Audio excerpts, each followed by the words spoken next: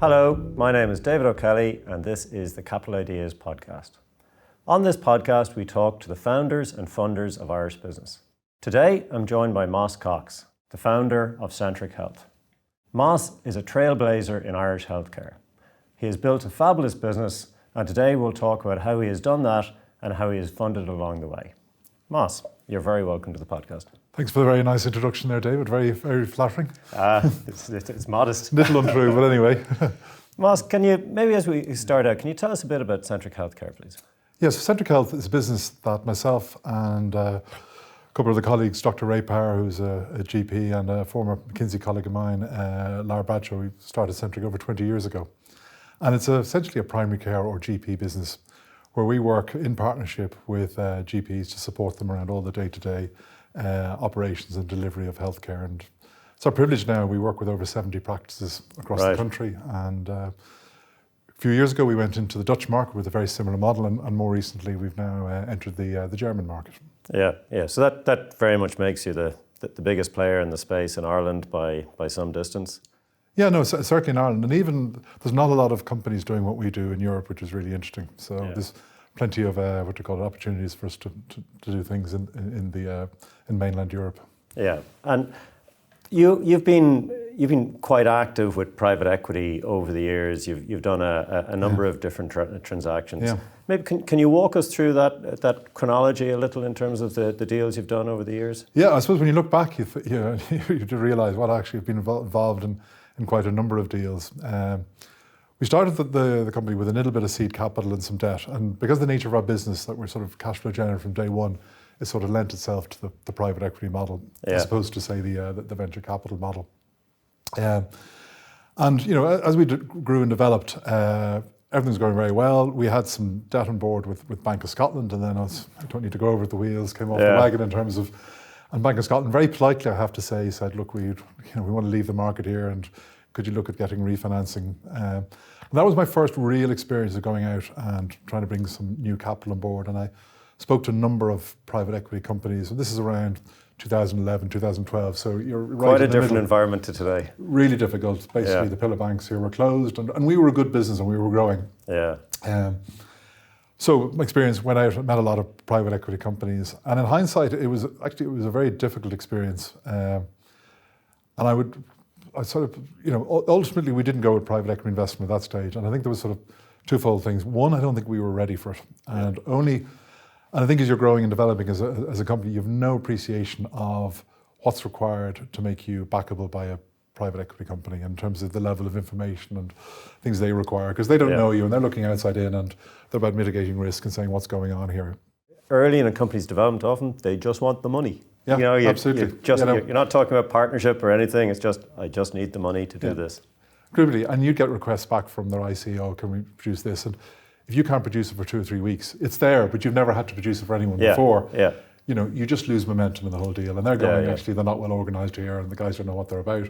And it just sucks all the momentum out of a deal. Yeah. On the flip side, you're very proud of your business and you really believe in it, and you're talking to these guys and they put a term sheet on the table and you go, oh, that's fantastic, brilliant, let's go and get this done. And then and this was my experience, and I don't think it applies to all private equity, but certainly my experience of the couple that we spoke to, and we went down a path in terms of term sheets and negotiation, all the type of stuff. You start to get this chipping.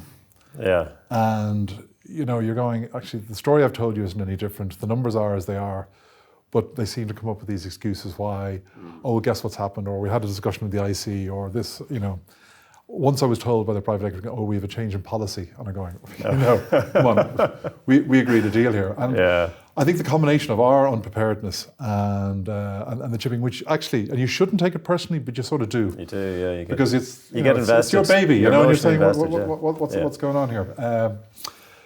So combination of that, both those processes failed, and actually, probably the bravest thing I ever did was to actually pull out of them and saying, actually, we're not going with private equity. Because when I looked at it, I felt the equity value that was being recognised really didn't reflect the value that we'd built up, would have ended up in a minority position. And I just felt, you know, this is a business going well here, and we're just caught up in the whirlwinds of what's going on in the broader financial world here. Yeah. And the real story of Centric is yet to be told here, you know? Yeah. Yeah. So I went, and actually probably the bravest thing, I said, look, we're just not going down this route. And we took on a quasi-debt stroke equity provider. And I say it was minority equity warrants. Yeah. Brave decision, really expensive. Yeah.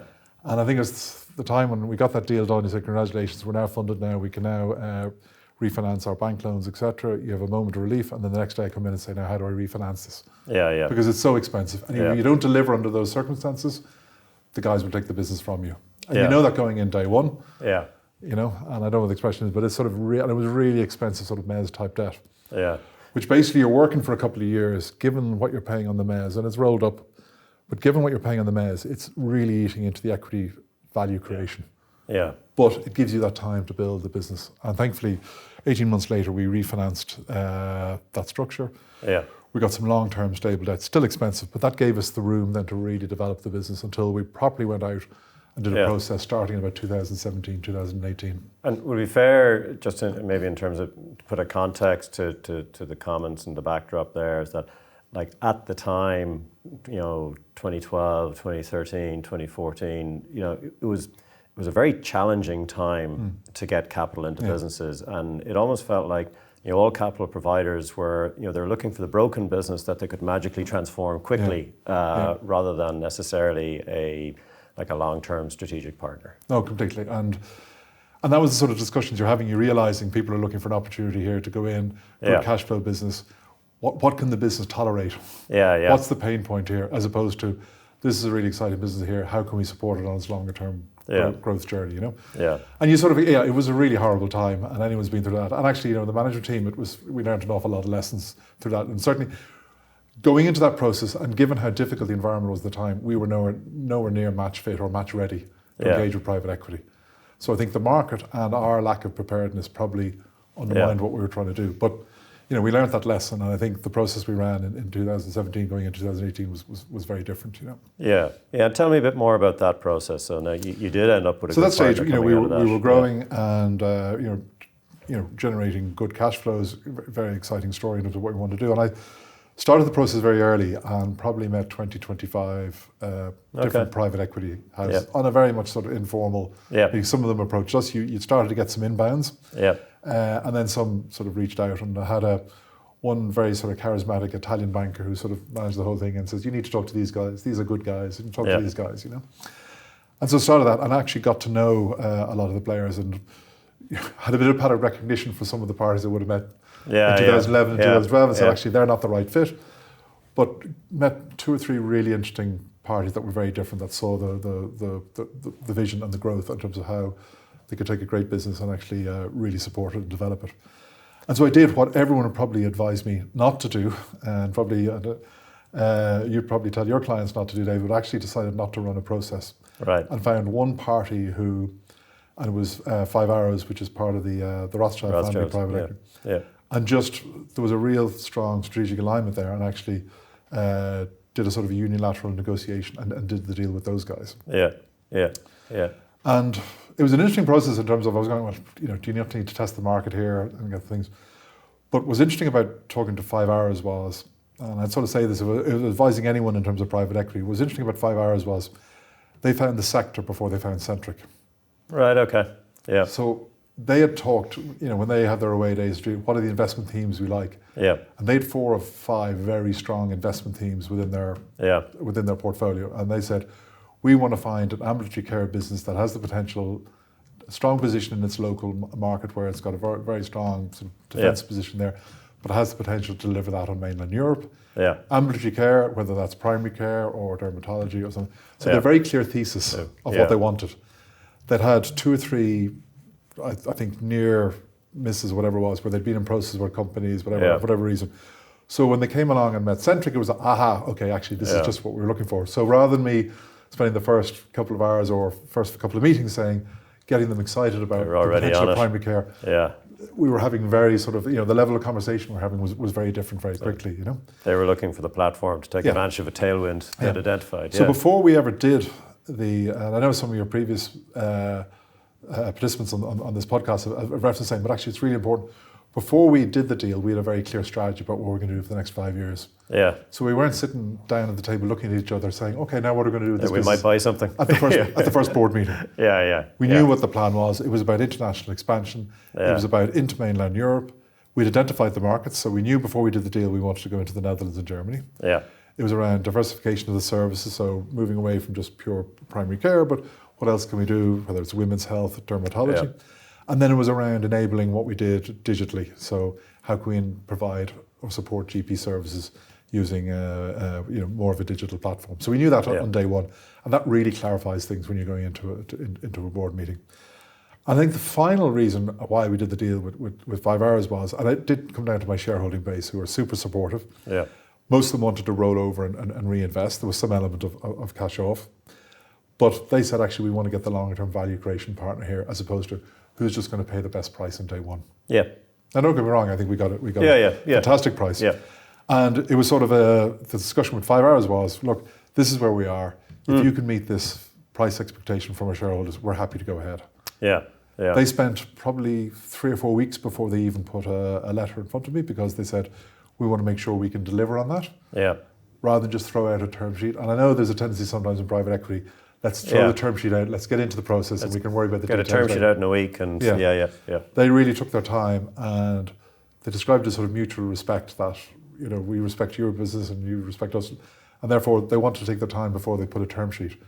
But the term sheet they put on the table was exactly what they closed, and they closed it 6-8 weeks later. Yeah, that's good. So that approach, because there was no loss of trust throughout the whole negotiation. It wasn't going through a very difficult negotiation. You managed to get over the line, but there's still a little bit of scars on both sides in terms of the negotiation. Yeah. I've always, that strategy of, look, we're going to beat somebody up for 3 months and then have a great business relationship for 5 years. Yeah, that's a challenging approach. And I'm probably over emotional about these things.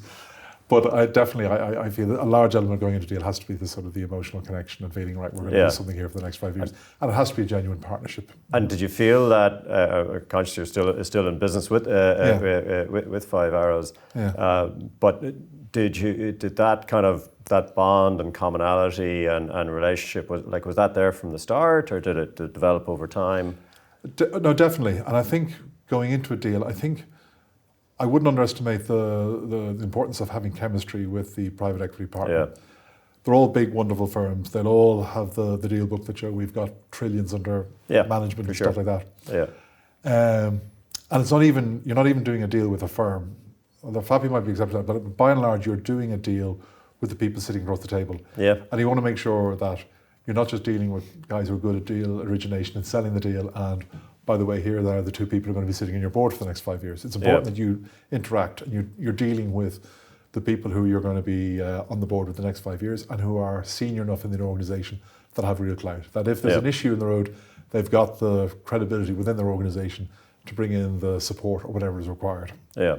I think that's really important. And I think that chemistry, where I think for the private equity to go out there and do the deal and push and price and say, actually, we really like this asset here, they've got to feel the chemistry back, where they feel they've got something unique to offer, that they're not just 1 of 20 bidding for an asset. That they have an inside line, an inside insight, and a relationship with the management team, right, that differentiate them from, say, other bidders who might be coming to the party. And I really think that chemistry is good for the management team to get the right partner, and I think it's good for the private equity firm to actually differentiate themselves and say, actually, we're not just 1 of 1,000, and we only won this because we were willing to pay more.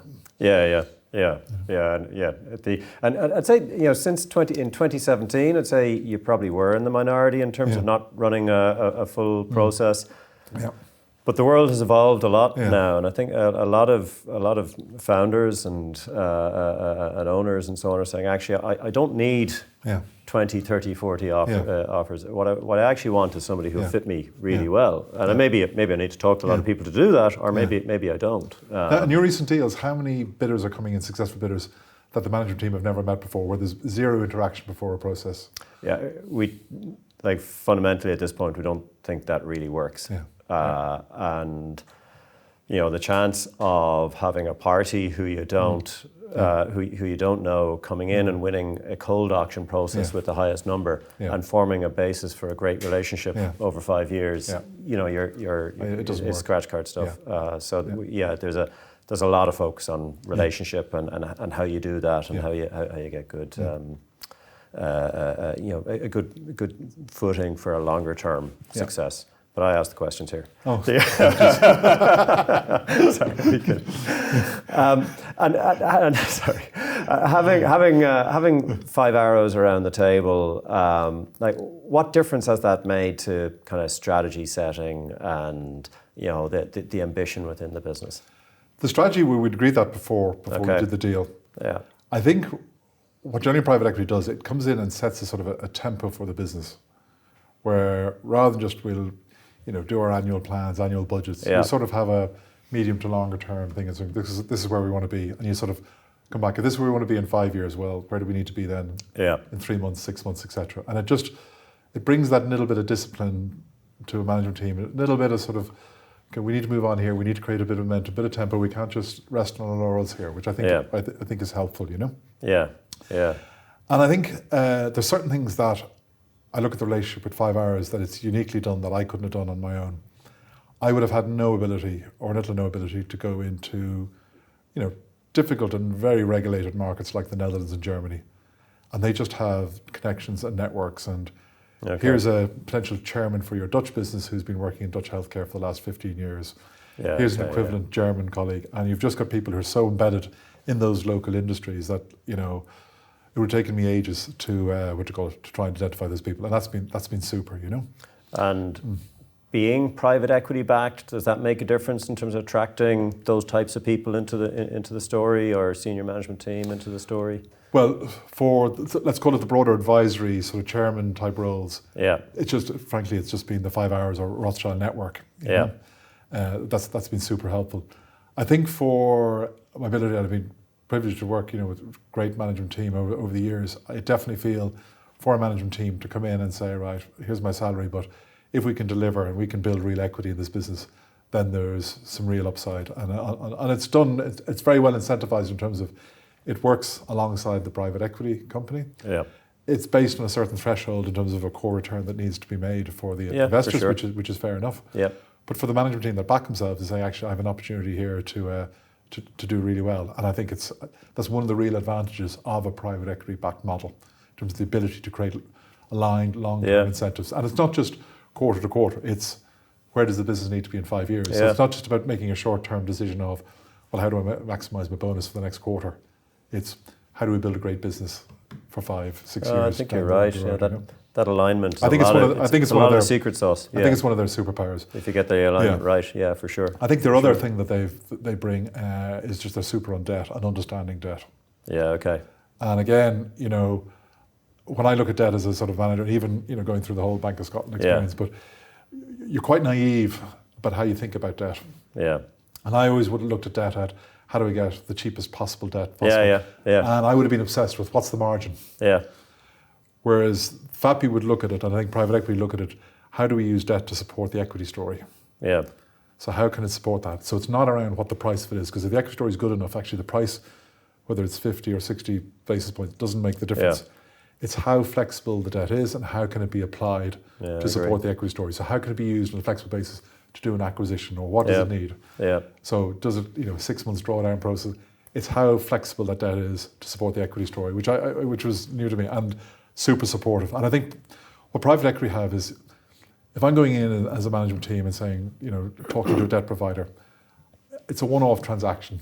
I'm going in, I want to get the deal done. Whereas private equity might be doing 10, 20, 15 debt raises across their portfolio. And therefore, they have a much stronger relationship and much more ability in terms of, if there's an issue, to get that issue fixed. Yeah. Rather than, well, it's just one guy here, so you know what. And there's no question in my mind that the banks take comfort from somebody having written a check and being on first loss. Yeah. And it helps with their own due diligence. Yeah. That piece around kind of recognise that actually flexibility in facilities is worth. Yeah, obviously, it's I was always obsessed with price. It's not at any cost. No. But the price is actually is the if the story is good enough, the price is a secondary thing. It's one of flexibility. How does it support you to grow and develop your business? And even things like financial covenants that allow you flexibility to invest and not have to worry about what it's going to do to one. I would have done debt deals with 12 covenants on it. Yeah. And and private equity starts with probably one. Yeah. That's the. That's the trade-off, and you look.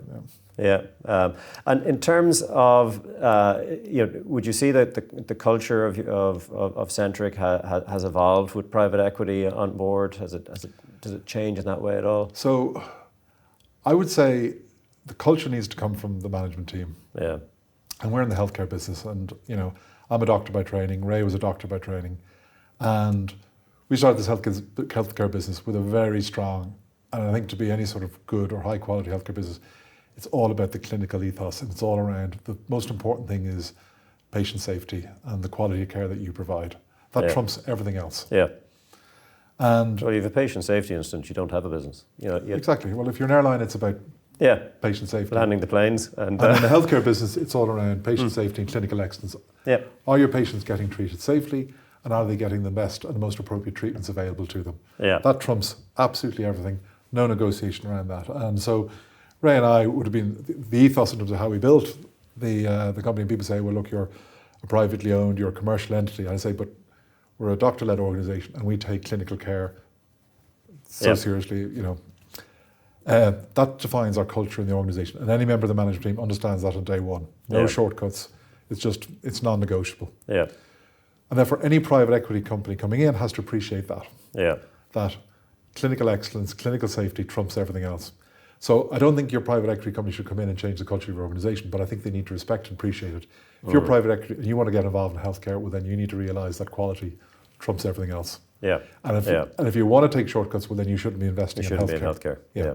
Yeah. And in fairness, again, with FAPI, they understood that on day one, and they said, look, from our own self-interested things in terms of getting investment returns, is we want to build a very high quality and support you build a very high quality healthcare company. Yeah. There has never been a single topic or issue that's come up at a board level where it's been a commercial versus clinical discussion. It has never come up. Yeah. Right? Yeah. And I think the private equity companies need to understand that and appreciate that. But what 5 Hours would say is, if you build a very high quality care clinical organisation, that will reflect in the value of the organisation. For sure. And it will reflect in the multiple ultimately that they achieve. So it's not like, they're doing it for both because it's the right thing to do, but also from an economic point of view, the higher quality clinical care organisation that you have, the better value that will attract. Well, let's face it, if you can't get a good outcome on clinical and operational due diligence when you go for 5 hours exit, whatever that might be, forget about it. Yeah, exactly, 100%. And we've looked at deals, and we've looked at a number of, I would call sort of transformational deals that 5 Hours would have supported us on, and we've had to couldn't get there. Well, because there's been other issues that have come up, and we said actually, we can't take that risk to our reputation in terms of what we're trying to do. Yeah, I think that's wise. Yeah. And you've referred to kind of a 5 and a 6 year and so on. To what degree do the private equity investment horizons impact the way that the business sets itself up over its strategy over the longer term? Well, I think it definitely sets a realistic timescale in terms of what we need to do. And there's always a thing in terms of, I don't know who said it, but you always probably overestimate what you can do in a 1 to 2 year horizon, but vastly underestimate what you can do in a 10-year horizon. Yeah. But I think it sets, look, this is what we think we can achieve, say, over a 5 years. But interestingly, and again, it's as you sort of work with private equity, you realise that actually they think about it on a 10-year cycle. Yeah. So if I'm talking to potentially a new private equity investor today, they'll be very interested in, what's your business plan for the next 3, 4, 5 years? Yeah. But they actually will be as interested in, well, what's your business plan for 5 to 10 years? Yeah. Because if they get on board, they'll go through the cycle, and say it's a 5-year cycle. They'll want to know then in 5 years that the story that you'll be telling to a new investor is equally, if not more compelling for the next thing. Yeah. So if you've got a business plan that says we're going to run really hard, we're going to double, triple, whatever it is, the business over the next 5 years, we're done. Well, that's great. But then at that stage, you will be seen as a sort of a low growth asset at that stage. So what's the 5 to 10 year story? So you've got to think about that. And actually, that's a helpful way for a management team to think about, well, it is for sure. Where do we the next 5 years? And then what's the trajectory then for the next 5 years after that? Yeah. And does the same apply then to management succession? Yeah. So I think when you talk to management and say, look, come on board here, but you need to be on board for the 5 years. Then at the 5 years, so I have members of my team who've been through, multiple, 15 years now, been through multiple cycles. But also, I think it's a very nice evolution for people, or it's a very nice stepping off point for people to say, being the journey of life, it's been amazing. Now, now I want to go do something else. So there always is a little bit of a sort of changing the team, refreshing the team after each cycle. And also, the nature of the business changes, and as we grow and evolve, there's different skills required to take the business over the next journey of growth, Yeah, no, for sure. Now I'm looking at it in terms of my team, in terms of we're taking more of a European focus. Yeah. But, so what type of skill mix does that require, So I think it provides a natural sort of breather for a business to say, right, it's been great, this is the plan we've delivered over the next 5 years now, what are we doing in the next 5 years? And what's the team to deliver that? I almost think from the point of investment, it's either like a 2 or 3 year commitment or a 7 or 8 year commitment. Yeah. A 5 year commitment doesn't work for you because you need the team for the next deal. Yeah, no, absolutely. And you touched on Europe there, so your expansion has been organic. You didn't acquire platforms in those marketplaces. Yeah. Can you tell us a bit about that? Yeah, that must be a steep learning curve. That was challenging. And went into the Netherlands and started off again working with, and we acquired a couple of practices in the Netherlands and working with those doctors there. I think, to be honest with you, it was a very difficult experience the first year or two of that. I probably was a little bit, how will I say it? You're always told when you do international expansion, it's all about respecting the local culture and all the things, you've got to be very respectful. And I probably was a little bit over-respectful. And I sort of forgot, what had made Centric successful in Ireland, which is, at its heart, a really compelling proposition for our doctor colleagues to come into partnership with us. And our model is based on partnership, where for all the practices we're involved in, the doctors who are there day to day in those practices are co-owners of that practice with us. Yeah.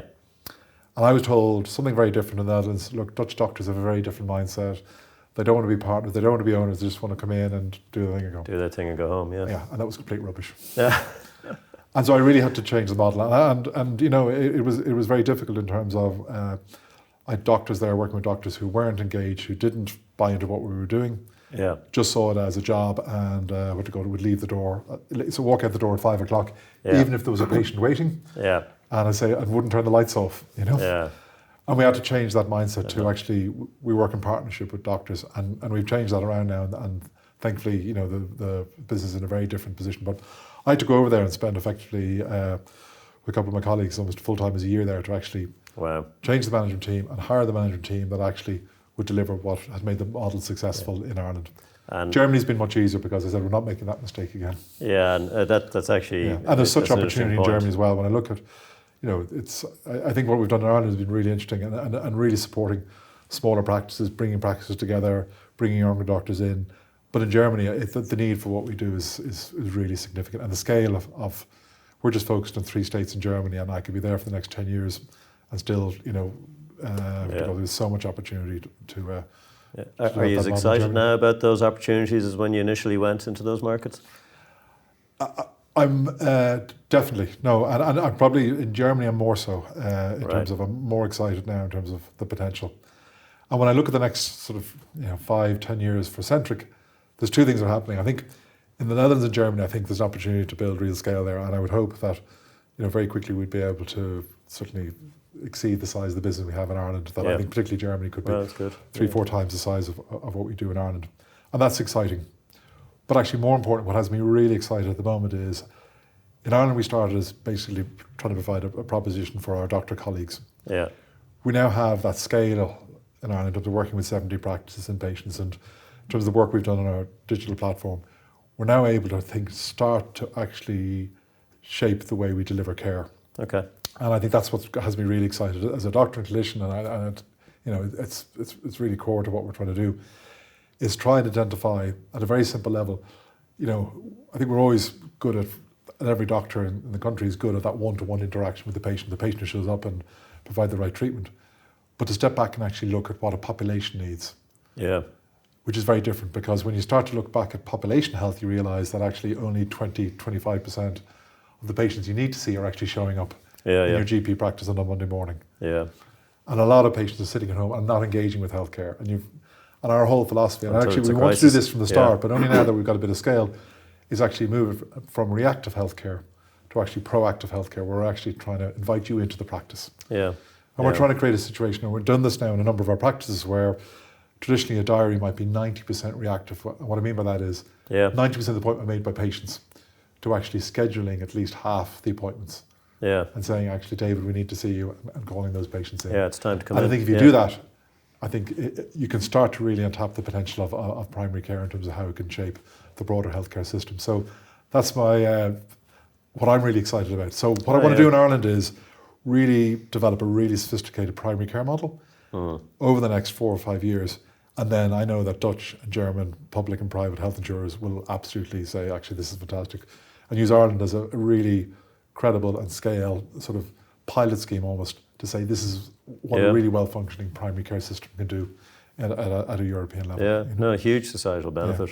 Both and there's not a lot of people doing it. The community elements of healthcare need lifting. So no, that's very, very important. We promised we wouldn't get too deep into healthcare. Sorry, but I won't go off on one. But I'd love to, but maybe on another occasion. But it does maybe feed into kind of a broad question that, you've Centric in Ireland, a very finely tuned engine that continues to grow and is working well. And then almost maybe not quite startup businesses, but development businesses in the Netherlands and Germany. Yeah. If you look forward, say, for 10 years in Centric, what does it look like at that point? Yeah, so as I say, I would hope that the Netherlands and Germany, particularly Germany, would be significantly, would be much larger than what we're doing in Ireland, Right. I would hope that we would be, that we'd have the privilege to look after 2 or 3 million patients across Europe. Yeah. And at that stage then, that's a, really large sort of primary care network. Yeah. It'd be, larger than, there were peers in the US providing, and, the US done a lot of this. Australia's another market where there are large groups established, Yeah. And as I said before, it's not only just to look after a large number of patients, but move that needle in terms of being able to say, with our practices, we can actually show that the care and support you get in one of the practices is a material benefit, or how to say that we can actually do things in in that network that would be different from what you'd get, say, in traditional primary care as you know it. So involving digital engagement and. But this idea of proactive healthcare and identifying the patient need, and then looking at ways, like in the Netherlands, Germany, and in Ireland, they're all facing the same challenges around the overburden in secondary care, the cost of it, capacity, trying to get into hospitals. But I really believe the key to unpicking that actually lies in primary care, and I think a well-functioning primary care system can do an awful lot to take work out of hospitals and allow hospitals to focus on the work they're uniquely positioned to. I completely agree. Yeah. If you've got cancer, you need to be in hospital. If you've had a major car accident, you need to be in hospital. Yeah. For a lot of other healthcare, though, it can be managed. Can be done in the community, for sure. And that's where technology and AI and all those things will play a big role in terms of being able to bring that care closer to the patient, closer to the community in the home, rather than the patients having to go to, an intimidating large hospital. Yeah. Emergency department shouldn't be the first touch. Yeah. And in terms of the evolution of Centric, you developed other businesses within it. You had a diagnostics business that you exited. What was the trigger to exit that business? Yeah, I suppose I was always a little bit entrepreneurial and a little bit I always wanted to try new ideas. I'd like to say it was strategic, but it wasn't. You can always look back in hindsight and say, that was all part of the strategic game plan. Frankly, it wasn't. But we were involved in things. One of the proudest things we did was we were involved with VHI in setting up the Swift Care clinics, which was a very new concept. A great success. Yeah. And it's great. And the nice thing is that that's going from strength to strength with VHI, and the other insurers have one now in the private hospitals. You now can go into a private A&E or urgent care, and that didn't exist before. No. Yeah. We were involved, and because we were doing the Swift Care, that needed a lot of radiology.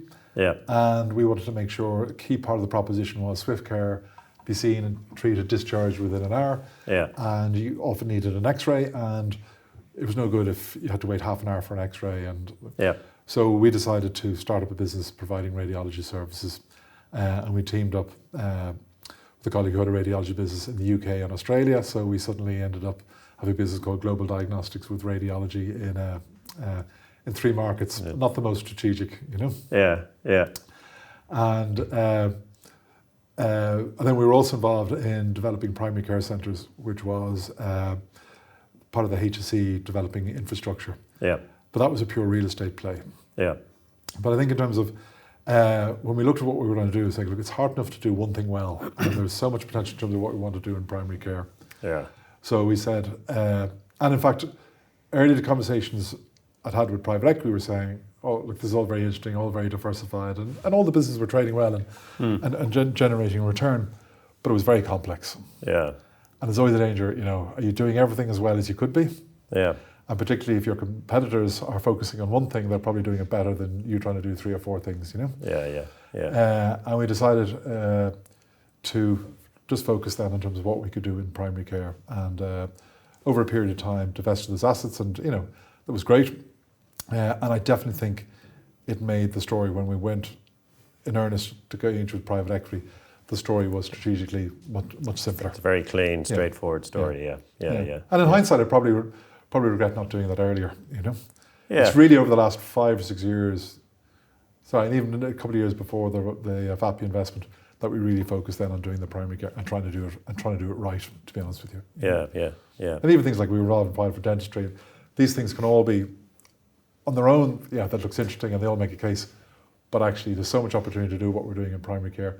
Let's just do that right, and let's just do it great. You know? But it's that entrepreneurial spirit that gave rise to Centric in the first place. Yeah. So you know, it's all part of the story. Yeah. And my late great, fantastic chairman James Osborne put me in a room one day and said, "Moss, focus. Time to go. Focus." He said, "Stop all this stuff." You know. And I had a great one of my existing board members is a guy called Tim Ackett, who's done similar.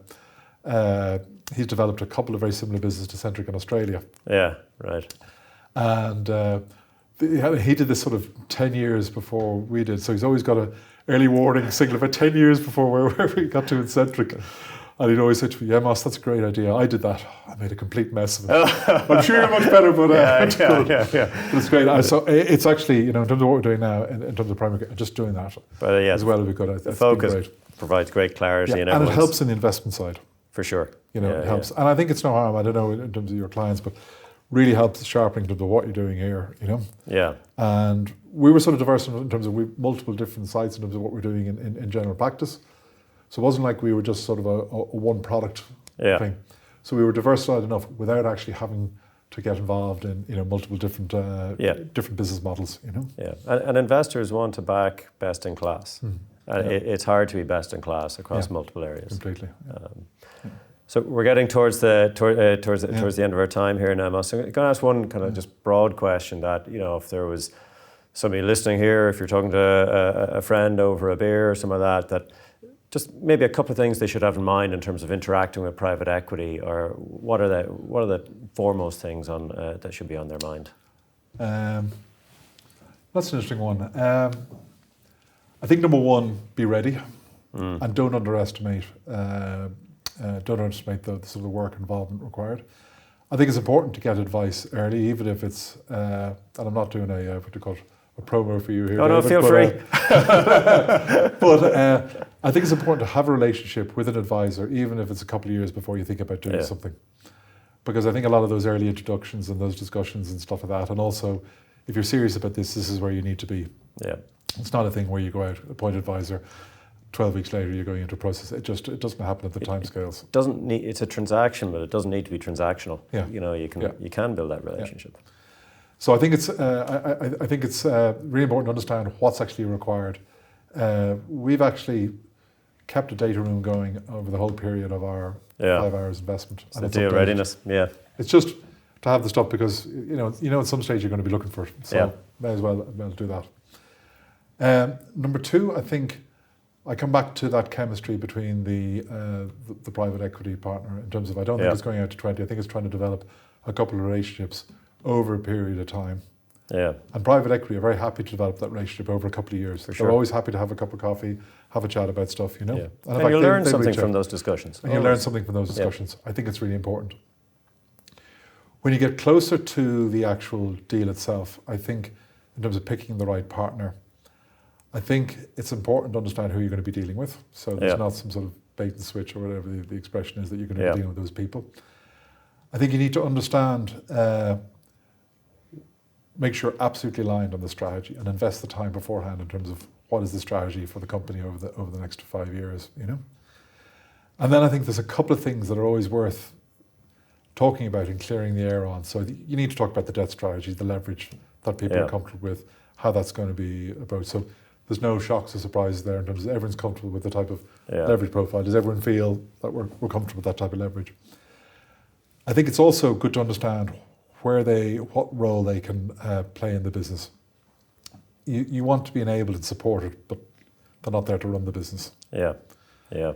So you don't want someone necessarily who's just going to give you a check and say, I'll see you in 5 years. I know some people may want that, but I do believe that's not the right model. But at the same time, you don't want to be, you know, every single management decision where you're on the phone every day. You're not looking for a new boss. Yeah, yeah. So, and I think the really good private equity companies understand that. And so I certainly feel that I've been enabled and supported, but FAPI, under no way, have run the business over the last number of years.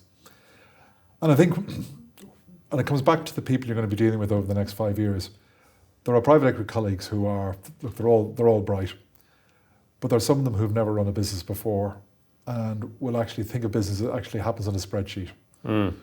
Whereas the entrepreneur, the management, the experienced management know that that's not the way real business happens. Yeah. You have good weeks, you have bad weeks, it's twists and turns, you know. That's not the real world. Every business has its challenges. And to have an investor who understands that, who's not ringing you up one week saying, that's amazing, fantastic, this is the best business ever, then the next week going, oh, what's going on here? Yeah, yeah. You know, who understands that actually this is the natural ebbs and flows of a business. Yeah. But as long as management and everyone's focused on doing the right thing and showing up for work on a Monday morning, right, doing the right thing and staying in the game, then, you need an investor who understands that. Yeah. And I think openness and transparency with an investor is very important. So they don't feel they're being shut out. And I think that's when trust breaks down. I think it's very important that you have that level of communication of saying, look, this is what's happening, this is what's keeping me awake at night in the business, and this is what we're doing about it. And I think you've got that level of trust. You want to have private equity and on top of you trying to manage the business, you know? That is a genuine partnership. Yeah. So I think you want to make sure that the profile of the colleagues who are sitting on your board understand that. Yeah. That they've experienced the businesses, that they understand the ebbs and flows, and then they understand what a partnership means. Yeah. There's loads in that. Yeah. Absolutely loads in that. Then the final thing would be a couple of things, understanding the debt structure. And the final thing I would want to understand is how would they support the business if there is a new capital required for a transformational acquisition. Yeah. Yeah. Because a lot of private equity love to do that. Yeah. And certainly FAPI would have been very supportive of us doing a deal. We didn't have to. But understand the nature of that. How would it work? What would it mean in terms of existing shareholders, in terms of dilution? And you're better off having that discussion early doors rather than great deals come out. Everyone's really excited and suddenly you have a big internal shareholder discussion and it just, you know, it's not where it needs to be, you know? Yeah, yeah. And if something that should happen doesn't happen because you can't agree the internal dynamics, it's very but you can have that discussion early doors. Of course, you know? Of course. And if the acquisition is good enough, there should be enough value creation there for all parties. You know? Yeah. No, for sure. Yeah. So I really, if it was one key message, is don't rush into it. Take your time, spend the time to know private equity companies. They get to know you, you get to know them, and then really understand what that partnership is going to be like. Because it's not about getting the deal done. It's the next 5-6 years. Yeah, you know? Yeah. And that's the difference between having fun as a management team, the business growing, or, you know, spending half your energy, you know, in a difficult shareholder relationship. And that's where none of us want to be. Yeah. No, that's the fail grade. Mas, thank you so much. That's been really, really good. Yeah. Really, really good. So we've heard an awful lot about relationships, about entrepreneurial spirit, about perseverance, and most importantly, about success. So Maurice Cox, founder of Centric Health, you've been an absolute joy to have this conversation with, and thank you very much, and best wishes for continued success. Yeah. Thanks, Dave.